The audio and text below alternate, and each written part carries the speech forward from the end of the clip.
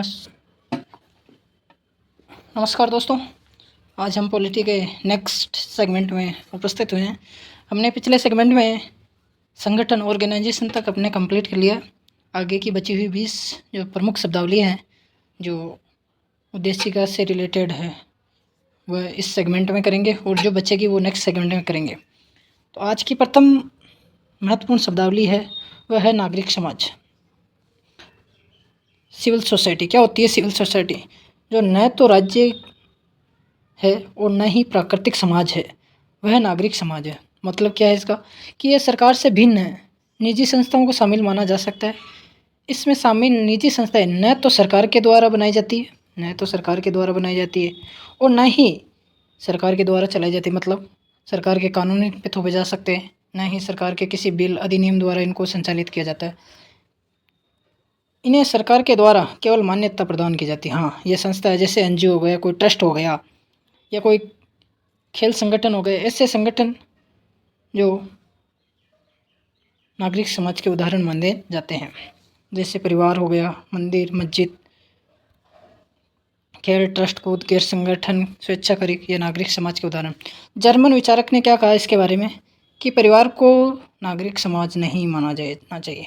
तो आप comment box में ये बताओगे क्या इसे नागरिक समाज माना जाता है या नहीं। परिवार को बहुत से लोग सामाजिक संस्था मानते हैं। ब्राह्मसी ने राज्य को बाध्यता का क्षेत्र बताया था और ये नागरिक समाज की स्वेच्छाचारिक का क्षेत्र बताया गया था। एडम ने क्या कहा था? एडमंड ने बर्क ने नागरिक को लघु प्लाटून कहा। जब राज्य अपने दायरे का इतना विस्तार कर ले कि नागरिक समाज समाप्त हो जाए तो इसे सर्वाधिकारवाद कहते हैं। संविधान में दो कॉन्सेप्ट चलते हैं, एक सर्वाधिकारवाद और एक संवैधानिकवाद। ये दोनों आपस में विरोधी कॉन्सेप्ट है जिनकी अवधारणा हमें आगे स्पष्ट करेंगे। जब सरकार के अधिकार विधि कानून के अधीन हो और सीमित हो तो इसे संवैधानिकवाद कहा जाता है। इस संवैधानिकवाद से यूपीएससी ने क्वेश्चन भी किया है कि किसे संवैधानिक सरकार कहते हैं। तो आगे यही कॉन्सेप्ट है कि संवैधानिकवाद सीमित सरकार का विचार है। मतलब संवैधानिकवाद सरकार वह है जो संविधान के दायरे में रहती हो, सीमित हो, उसकी शक्तियाँ सीमित हो, फाउंडेशन हो। ये नहीं कि ब्रिटेन की संसद की तरह संप्रभु हो जो केवल इंसान को पुरुष या स्त्री में नहीं बदल सकता, बाकी सब कुछ कर सकता है। जब सरकार के अधिकार विधि कानून के अधीन हो और सीमित हो तो उसे संवैधानिकवाद कहते हैं। संवैधानिकवाद सीमित सरकार का विचार है। दूसरी तरफ सर्वाधिकार असीमित सरकार जो ब्रिटेन का है। ये जो है संवैधानिकवाद ये ब्रिटेन का है, जबकि संविधानवाद ये इंडिया का है। ठीक है दोस्तों, आगे चलते हैं। नेक्स्ट जो हमारी टर्मिनोलॉजी है वो है नेशन। राष्ट्र किसे कहते हैं? राष्ट्र, देश और राज्य, इनमें क्या डिफरेंट होता है इनमें भी हम बात करेंगे। लेकिन सबसे पहले हम ये बात करेंगे कि राष्ट्र या नेशन किसे कहते हैं। तो राष्ट्र मूलतः एक होने की भावना है, अपनत्व की भावना है, इसीलिए कहते हैं हम इंडियंस है। ये एक राष्ट्र होने की भावना है।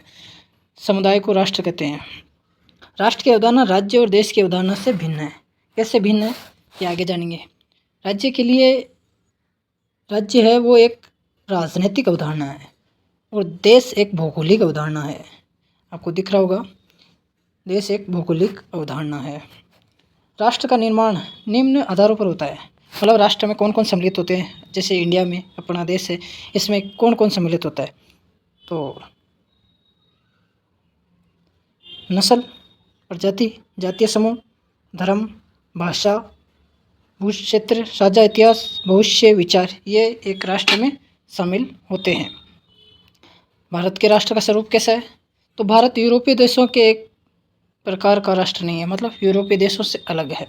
जहाँ यूरोपीय देश भाषा, धर्म, नस्ल और जातीयता के आधार पर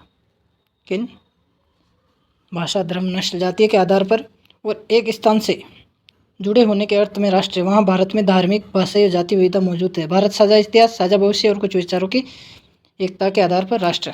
कई यूरोपीय विचारकों ने जैसे sir John stretch, Rudyard Kipling, mark Twain, Winston Churchill ने भारत के राष्ट्र मानने से इनकार कर दिया कि भारत राष्ट्र हो ही नहीं सकता है, क्योंकि इसमें इतनी विविधता है कि इसको राष्ट्र नहीं माना जा सकता। दूसरी तरफ रामचंद्र गुहा, जो आधुनिक पोस्ट इंडिपेंडेंस के इतिहासकार है, जिन्होंने अपनी पुस्तक इंडिया आफ्टर गांधी में भारत को अस्वाभाविक राष्ट्र बताया है। ठीक है दोस्तों, भारतीय संविधान में निम्न स्थानों पर राष्ट्र शब्द का उल्लेख, कहाँ कहाँ पे संविधान में राष्ट्र शब्द का उल्लेख हुआ है उसके बारे में चर्चा करेंगे। तो संविधान की प्रस्तावना में सबसे पहले राष्ट्र का उल्लेख हुआ है, जहाँ राष्ट्र की एकता और अखंडता, फिर 42वें संविधान संशोधन द्वारा 1976 में मूल कर्तव्य जो भाग 4 क में जोड़े गए, राष्ट्रध्वज, राष्ट्रगान, राष्ट्रीय आंदोलन, राष्ट्र की सेवा, राष्ट्र नई ऊंचाइयों को छू ले जैसे शब्दों का प्रयोग किया गया, जहाँ रूसों के विचार से राष्ट्र व राष्ट्रवाद की अवधारणा को जोड़कर देखा जाता है। अर्नेस्ट गेलनर ने कहा था कि एक संस्कृति को अपनी छत प्रदान करने में राष्ट्र का निर्माण होता है। अब राष्ट्र और राज्य में अंतर क्या है? मैं आपको राष्ट्र, राज्य और देश इसमें ऐड नहीं है, इसलिए मैं देश को आपको बोलते हुए डिफरेंट करूँगा।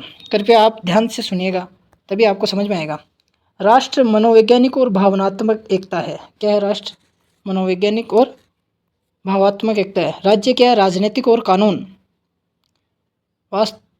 वास्तविकता को कहते हैं। मतलब राज्य में 4 चीज़ें होना जरूरी है, क्योंकि राज्य एक राजनीतिक है जिसकी चर्चा हम जस्ट अगले ही पॉइंट में करेंगे, और देश एक भौगोलिक अवधारणा है। जैसे भारत की भौगोलिक सीमा का उदाहरण हम उत्तर में हिमालय, दक्षिण में हिंद महासागर से करते हैं, तो ये एक भौगोलिक अवधारणा है। राष्ट्र लोगों की गहरी व मौलिक पहचान जुड़ी होती है। राज्य भूभाग से जुड़ा होता है, देश भी भूभाग से जुड़ा होता है। एक राष्ट्र एक पहचान या अस्मिता पर आधारित होता है। राज्य में एक से अधिक अस्मिता हो सकती है, जबकि देश में विविधता हो सकती है। फिर राष्ट्र एक समुदाय है, ये समझ, संवाद और भरोसे पर आधारित समुदाय है, क्योंकि हम राष्ट्र में रहते हैं तो कई जातियों के लोग, कई धर्मों के लोग, कई संप्रदायों के लोग रहते हैं, तो उनमें एकता की भावना होती है, भरोसे की भावना होती है। अगर भरोसा नहीं हो तो आपको पता है, जैसे अभी दिल्ली में देखने को मिला, एक गृह युद्ध के रूप में युद्ध छिड़ सकता है। जबकि राज्य एक शासन की इकाई है, जिसमें सरकार और अपने उस राज्य के खिलाफ कुछ मांगे की थी। राज्य नहीं होने पर राष्ट्र हो सकते हैं, और एक राज्य में अनेक राष्ट्रीयता हो सकती है। बहुत ही इम्पोर्टेंट मोस्ट पॉइंट है। जैसे उदाहरण देख सकते हैं, राज्य नहीं होने पर राष्ट्र हो सकते हैं। फिलिस्तीन राज्य नहीं है लेकिन राष्ट्र है। अरबी मुसलमानों का राष्ट्र है, राज्य नहीं। अस्मानिया राज्य है लेकिन राष्ट्र नहीं। सल्तनत में कई राष्ट्रीयता शामिल थी। अब नेक्स्ट पॉइंट है राज्य और भारतीय राज्य की प्रगति, state and nature of Indian state. तो राज्य एक राजनीतिक संघ है, राज्य की कानूनिक अवधारणा है, जो मैंने अपने पिछले पॉइंट में कहा था कि राज्य के लिए 4 चीज़ें आवश्यक होना है। पहली चीज़ है भूभाग, दूसरी चीज़ है जनसंख्या, तीसरी चीज़ है सरकार, चौथी चीज़ है संप्रभुता। भूभाग मतलब जैसे भारत का एक भूभाग है तो ये राज्य है। जनसंख्या, पॉपुलेशन, भारत दूसरे स्थान पर है अभी, लेकिन आने वाले समय में पहले स्थान पर आ जाए। सरकार, जो सरकार अपन की बन रखी है 3, कार्यपालिका, न्यायपालिका, व्यवस्थापिका। संप्रभुता, सॉवरेनिटी, ये क्या होता है? संप्रभुता का अर्थ होता है कि जो भारत निर्णय लेगा वह किसी की अधीनता के आधार पर नहीं लेगा, खुद ही निर्णय लेगा, दूसरों के अधीन होकर निर्णय ले लें। तो क्या हमने कॉमनवेल्थ या यूएनओ की सदस्य ग्रहण किए तो अपनी संप्रभुता बाधित हुई है? नहीं, बाधित नहीं हुई है, नहीं सीमित हुई है, क्योंकि हम उसमें सदस्यता वापस भी ले सकते हैं, और उसके अनुसार अगर हमारा निर्णय सही नहीं लगे तो हम वो निर्णय भी नहीं ले सकते।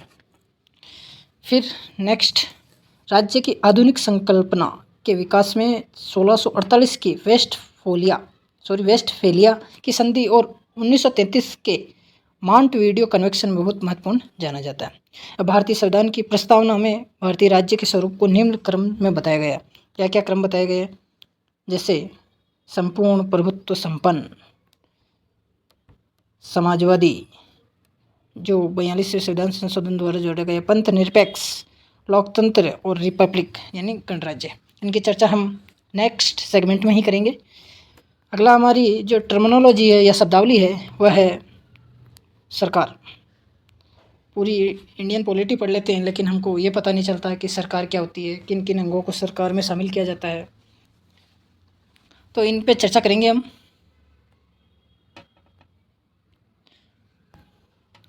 सरकार क्या होती है? सत्ता और नियंत्रण की व्यवस्था को सरकार कहते हैं। मतलब सत्ता को नियंत्रण करे, regulation not control but regulate करे की व्यवस्था को सरकार कहते हैं। राजतंत्र में सरकार की वंशानुगत को राजा से बनती है। लोकतंत्र में सरकार किसी एक व्यक्ति से नहीं बल्कि व्यक्तियों के समूह और संगठन से बनती है, जैसे इंडिया। जबकि वंशानुगत राजा ये ब्रिटेन में चलती है। सरकार शब्द का प्रयोग दो अर्थों में किया जाता है। किन किन अर्थों में किया जाता है? व्यापक अर्थ में सरकार 3 अंगों वाली एक संस्था के रूप में देखा जाता है। और सरकार के 3 अंग कौन से? विधायिका, कार्यपालिका, न्यायपालिका। अब इनके ऊपर चर्चा करेंगे। क्या विधायिका का कार्य है? किसी विधायिका कहते हैं। कार्यपालिका क्या है? कार्यपालिका का काम क्या है? न्यायपालिका क्या है? इसका कार्य क्या है? जबकि सीमित सरकार के अर्थ में सरकार शब्द का प्रयोग केवल कार्यपालिका। इसमें ना अपील, ना वकील, ना दलील, सीधा जेल, वो वाला हाल होता है इसमें, जैसे आप उदाहरण देख सकते हैं। अब हम बात करते हैं कि सरकार के अंग है, किन किन से सरकार मिलती है, उन अंगों पे हम बातचीत करेंगे। तो फर्स्ट है विधायिका, व्यवस्थापिका, लेजिस्लेचर या लेजिस्लेटिव। सरकार का वह अंग जो कानून बनाता है। कानून कौन बनाता है? अपने विधायिका। विधायिका में हमारे 2 अंग आते हैं जिनकी जस्ट नीचे चर्चा होगी। कानून बनने से पहले करता है कानून की चर्चा, या बनाए गए कानूनों को अनुमति प्रदान करता है, और उससे विधायिका व्यवस्थापिका कहते हैं। भारत में अनुच्छेद 79 के अनुसार केंद्र सरकार की विधायिका को संसद कहा जाता है। अब संसद में कौन कौन शामिल है? संसद में राष्ट्रपति है, लोकसभा है और राज्यसभा से मिलकर संसद बनती है। भारत द्विसदनवाद को अपनाए, मतलब 2 सदनों को। इसमें विधायिका के 2 सदन है। व्यापक प्रतिनिधित्व को सुनिश्चित करने के लिए और विधेयकों को दोबारा जांच करने के लिए, संतुलन एवं नियंत्रण के लिए। भारत में केंद्र के स्तर पर द्विसदनात्मक अनिवार्य है, जबकि राज्यों के स्तर पर यह वैकल्पिक है। जैसे आप देखते हो कि अभी तक भारत में 6 ही राज्यों में विधान परिषद का गठन किया गया है, जबकि अदर स्टेट में इसका गठन नहीं किया गया। राज्यों के स्तर पर जो विधायिका गठित की जाती है उसे विधान मंडल कहते हैं। ये आप सभी को पता है, विधान मंडल कहते हैं उसको।